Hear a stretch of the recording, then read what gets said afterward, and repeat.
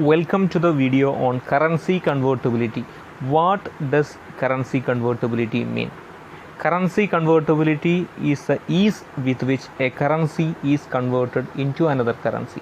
This is the freedom for which one country's currency is exchanged for the other country's currency, or this is the freedom for which one currency is traded at the foreign exchange market. Let us look. Currencies could be converted either for current account or for capital account. That means currency convertibility will be done for the current account transactions or for the capital account transactions. So the currency convertibility in fact can be written numerically as there could be 100% convertibility of a currency. There could be 50% convertibility of a currency, that is partial convertibility. There could be 0% convertibility of a currency, that means there could be no currency convertibility on the particular currency. That means the convertibility of the currency could be written could be expressed numerically. So why is currency convertibility required, or why is it needed? Currency convertibility is significant to facilitate international trade and finance, without which no international trade and finance will take place. That means this is inevitable.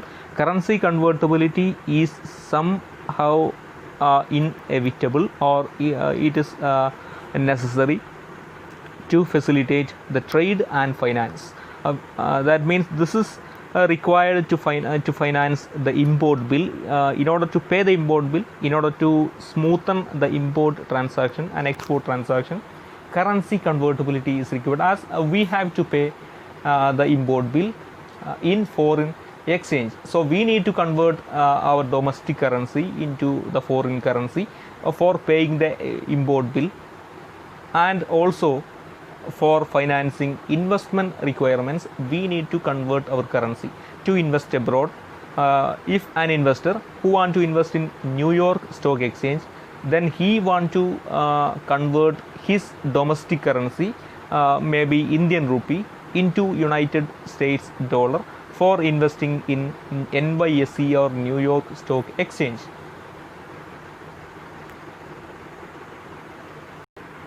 There are two types of currency convertibility: current account convertibility and capital account convertibility. The currency convertibility for the capital account transactions is termed as current account convertibility, and the currency convertibility for the capital account transactions is termed as capital account convertibility. Let's look first current account convertibility. Current account convertibility refers to the currency convertibility of one country for making current account transactions, and so to speak, the currency convertibility for converting a rupee into foreign exchange, or foreign exchange into Indian rupee, to finance the import bill of India, or for purchasing goods and services, we need to convert Indian rupee into foreign exchange, mostly US dollar, for financing the import bill, and moreover we need to convert Indian rupee to pay and receive investment income. So in order to pay the investment income, we have to grant permission for the foreigners to bring their investment income back home, and to make and receive transfer payments, we need to grant permission for the current account convertibility. And for international tourists who want to visit abroad, they want to convert Indian rupee and into US dollar or any other international currencies. So to speak, current account convertibility is required for making current account transactions.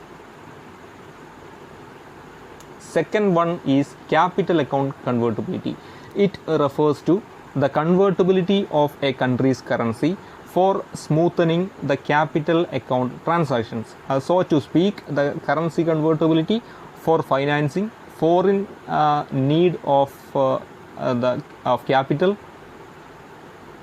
and also for financing or facilitating the domestic need of foreign capital. So that could be either foreign direct investment or foreign portfolio investment. We need to grant permission for the convertibility of the currency for capital account transactions for facilitating capital inflow and capital outflow. This is to meet the investment need or foreign investment need of the countries. There could be partial convertibility and full convertibility.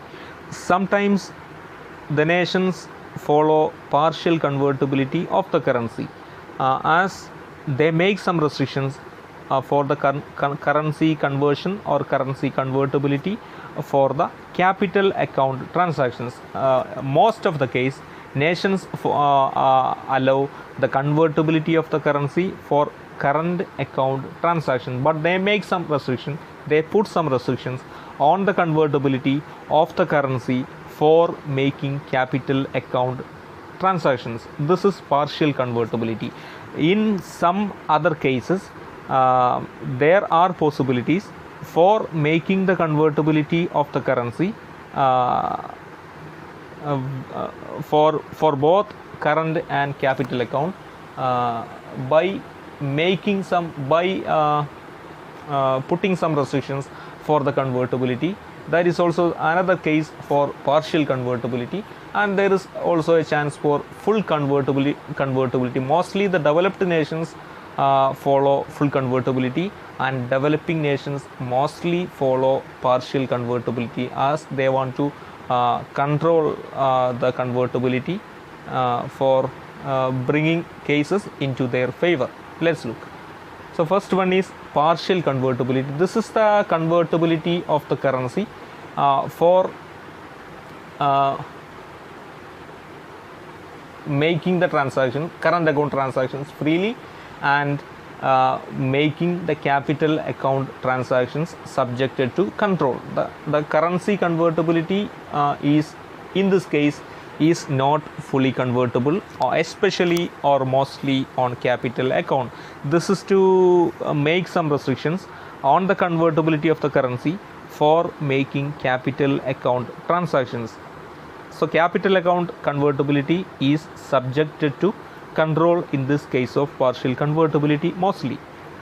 Here the Indian financial assets cannot be fully converted into foreign financial assets as India follows partial convertibility. Still, we don't have yet full convertibility as the government of India or the monetary authority makes some restrictions for the convertibility of Indian rupee into foreign currencies for making capital account transaction. At the same time, India doesn't have any control in the normal case for the convertibility of Indian rupee for making current account transactions. We can convert the currencies for financing the import bill, for doing some other current account transaction, but for making the capital account transactions we need to follow the rules and regulations as the restrictions are in place employed by the government or monetary authority for the convertibility of the currency for financial transactions or capital account transactions. So why do nations follow partial convertibility? India follows partial convertibility. India doesn't have the full convertibility of the currency. So why does India follow partial convertibility? Let us look. So restrictions are in place for the convertibility of the currency for capital account transactions. So this is done during when the nations have huge current account deficit. They want to make the deficit into equilibrium or surplus. So they want to control the outflow of capital and they want to control the inflow of capital as well. and this is also to limit the exchange rate instability. Mostly the developing nations follow, they want to mostly the developing nations want to navigate the exchange rate through managed floating exchange rate system or pegged exchange rate system to limit the speculation and instability of the economy. They want to limit the exchange rate volatility, so they want to make some restriction on the capital account convertibility. The restrictions are here made for on both outflow of capital and inflow of capital. So outflow of capital should be restricted in a developing economy, as a developing economy need more capital. The developing economy is already a capital short economy, so they want to avoid the capital outflow in normal case, so they want to have enough capital inflow. It should happen in sufficient manner, so they want to navigate the capital flow into the favor of the domestic economy.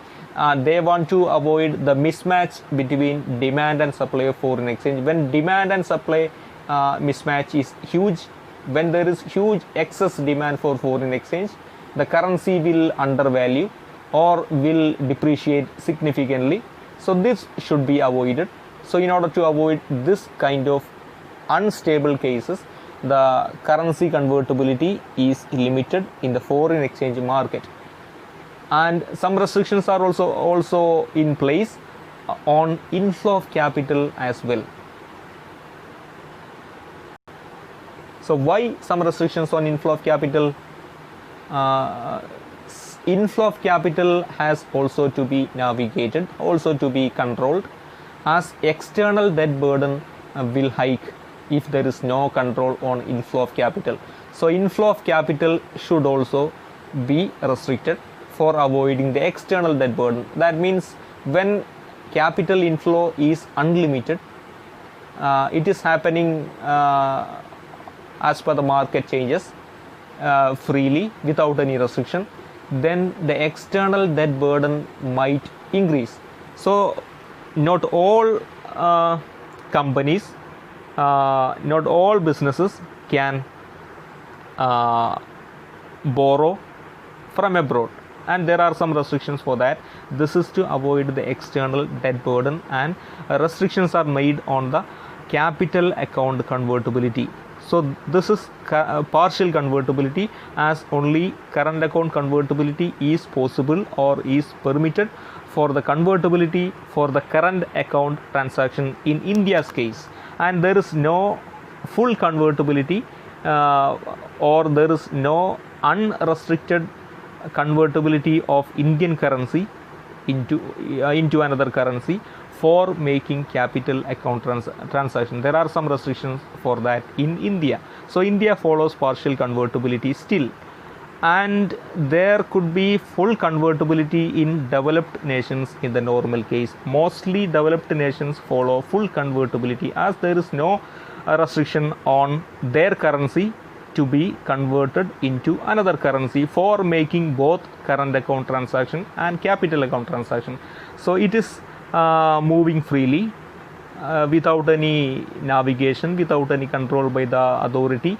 Monetary authority is not intervening in the convertibility of currency for both current account transactions and capital account transactions. The normally currencies are convertible on current account without restrictions in almost all countries of the world, but mostly the developed nations follow full convertibility, and they are virtually agreeing the convertibility of their currency into both current and capital account. But developing nations mostly follow convertibility, full convertibility only on current account and limited convertibility on capital account. That is a partial convertibility.